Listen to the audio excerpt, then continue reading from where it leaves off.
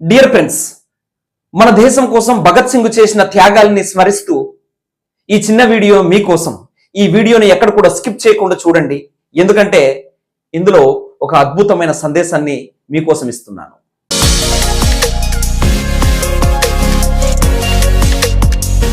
భగత్ సింగ్ అమరుడైన రోజు మార్చి 23.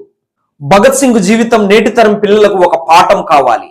భగత్ సింగ్ కేవలం స్వాతంత్ర సమరయోధుడు మాత్రమే కాదు, అతను ఒక గొప్ప మేధావి మరియు దార్శనికత కలిగినటువంటి వ్యక్తి. భగత్ సింగ్ జీవితం నుండి పిల్లలు నేర్చుకోవాల్సినటువంటి ముఖ్యమైన విషయాలు. అతను నిరంతర జిజ్ఞాస పఠనాసక్తి కలిగినటువంటి వ్యక్తి. భగత్ సింగ్ జైల్లో ఉన్నప్పుడు కూడా వందలాది పుస్తకాలు చదివాడు. అలా చదివిన తర్వాత జ్ఞానం ఆయుధం కంటే గొప్పది, ఆయుధం కంటే పవర్ఫుల్ అని నమ్మినటువంటి వ్యక్తి భగత్ సింగ్.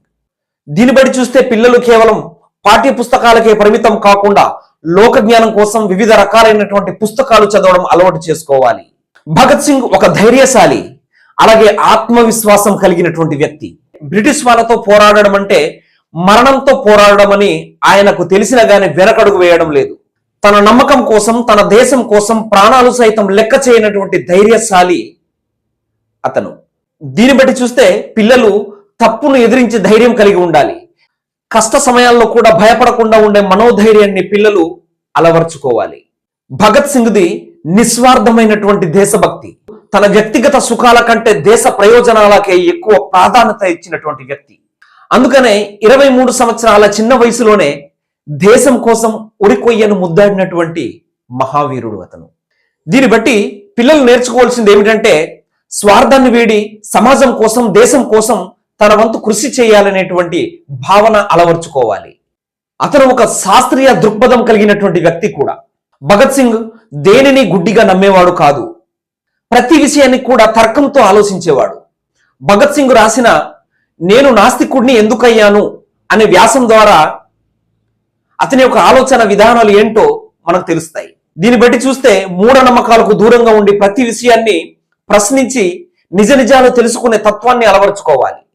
భగత్ సింగ్ క్రమశిక్షణ, అంకిత భావం కలిగినటువంటి వ్యక్తి.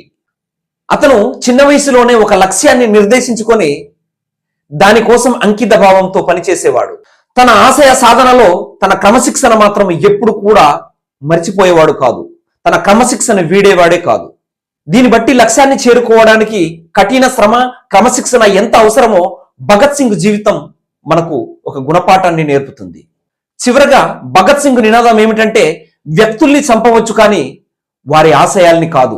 ఇప్పుడు చెప్పండి, మీలో ఎంతమందికి భగత్ సింగ్ కోసం తెలుసు? కింద కామెంట్లు చెప్పండి. ఇలాంటి అమేజింగ్ విషయాల కోసం మన ఛానల్ని ఫాలో అవ్వండి. మళ్ళీ ఒక ఇంట్రెస్టింగ్ వీడియోతో మీ ముందుకు వస్తాను. అంటిల్ దెన్ బాయ్, జై హింద్.